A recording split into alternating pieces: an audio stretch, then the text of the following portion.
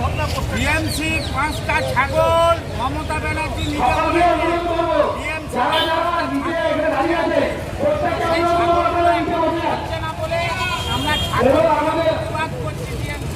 নবান্নের সভাঘর থেকে দুর্গাপুর নগর নিগমের দায়িত্বে থাকা 5 জনকে অপদার্থ বলে মন্তব্য করেছিলেন মুখ্যমন্ত্রী মমতা বন্দ্যোপাধ্যায়। এরপরই শোরগোল পড়ে যায় দুর্গাপুরে। এরপরেই মুখ্যমন্ত্রীর নির্দেশে দুর্গাপুর সহ গোটা রাজ্যে শুরু হয় সরকারি জায়গায় উপর অবৈধভাবে দখলদারের উচ্ছেদ। দুর্গাপুরের বিভিন্ন জায়গায় উচ্ছেদের পর অবশেষে বুধবার দুর্গাপুরে আসানসোল দুর্গাপুর উন্নয়ন পর্ষদের সামনে বিজেপি বিধায়ক লক্ষণ চন্দ্র ঘড়ুইয়ের উপস্থিতিতে বিজেপি কর্মী সমর্থকেরা এডিডিএর সামনে বসে পড়ে বিক্ষোভ দেখায়। বিক্ষোভের প্রথম সারিতে রাখা হয় 5টা ছাগল। বিজেপির দাবি, মুখ্যমন্ত্রী নবান্ন সভাঘর থেকে দুর্গাপুরের যে অপদার্থদের কথা বলেছিল তার থেকে এই ছাগলগুলো যোগ্য।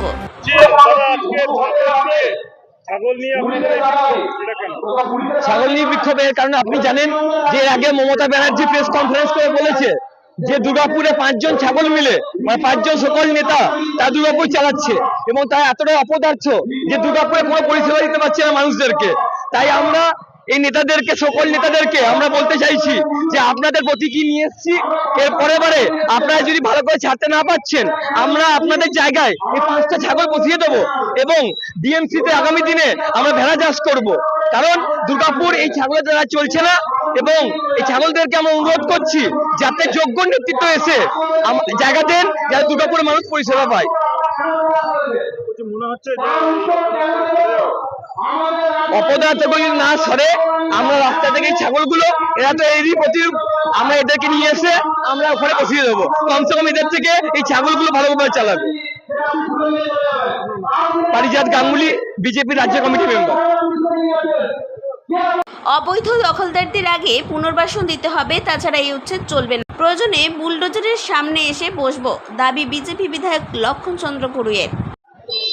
আমরা জানেন যে লোকসভা নির্বাচন ঘোষণার পর সারা পশ্চিমবঙ্গে 121টি কর্পোরেশন পৌরসভার মধ্যে 74টা বিরুদ্ধে জয়লাভ করেছে। তার মধ্যে 71টা বিজেপি, 3টে তৃণমূল এবং সিপিএম এবং কংগ্রেস।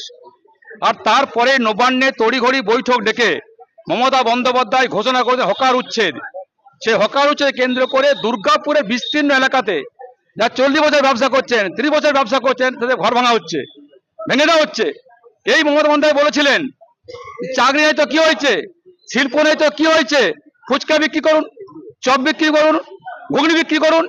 কি এমন ঘটলো যে তারা তড়িঘড়ি নবান্নে বৈঠক ডেকে পরে ঘোষণা করলেন যে হকার উচ্ছেদ করো। এবং দেখতে পাচ্ছি দুর্গাপুর আমরা এডিডিএ কর্তৃপক্ষ বেছে বেছে কিছু এলাকায় ভাঙা হচ্ছে, কিছু ভাঙা হচ্ছে না। আমি উদাহরণ দিয়ে বলছি, ভাস্কর টোল প্লাজা, সেই টোল প্লাজা দিয়ে যারা ফুচকা বিক্রি করতেন, চপ বিক্রি করতেন, ঘুগনি বিক্রি করতেন, পানবিড়ি বিক্রি করতেন, বেকার যুবকরা, তাদের জায়গা ভেঙে দেওয়া হলো। অত আইনটিটির অফিস আছে, বিরাট অফিস, ভাঙা হলো না কেন? কিসের জন্য, কার জন্য? ততর জন্য।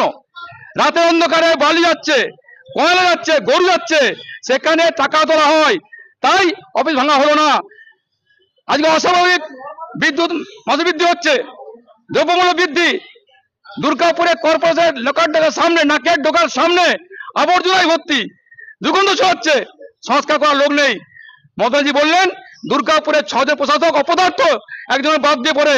তাই আমরা, উনি বলছেন ছাগলগুলোর সমান ভেড়া হয়ে গেছে, কিছু কাজ করে না।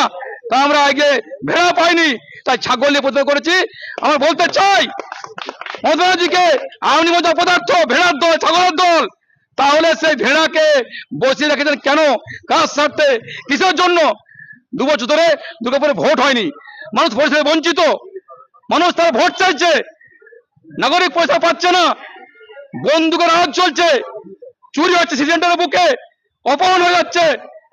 তাই এই প্রশাসক ব্যর্থ।